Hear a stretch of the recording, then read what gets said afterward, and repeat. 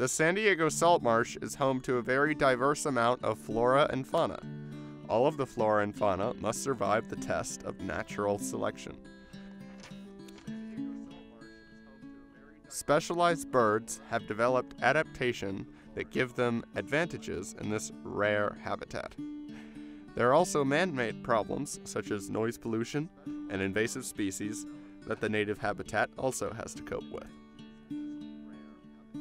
The great egret's adaptations include its diverse diet and long legs. Its diverse diet permits an easy transition to a different food structure, while also allowing seamless foraging.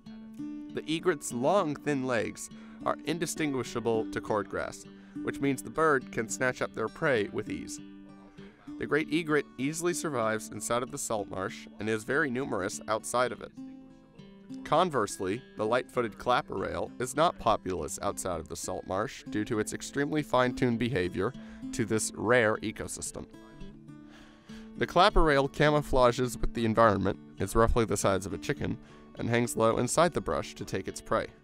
The clapper rail, however, is in much more danger than the great egret because it can only thrive in an environment which has been consistently strangled by a human impact.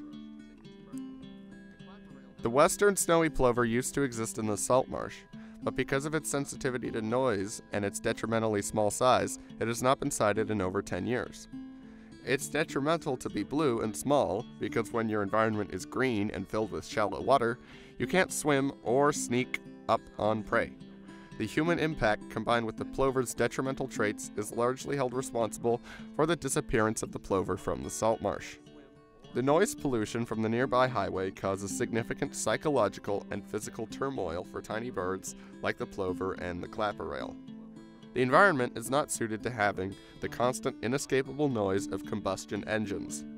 Costly solutions include building soundproof enclosures over the highway and transitioning to electric vehicles. Palm trees are a thriving invasive species in San Diego.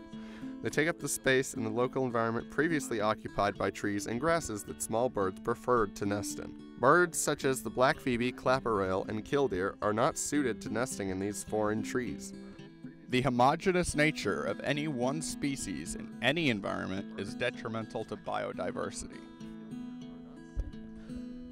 The San Diego River Park Foundation and other local agencies are working hard and organizing volunteers to eliminate palm trees and other invasive species from the environment.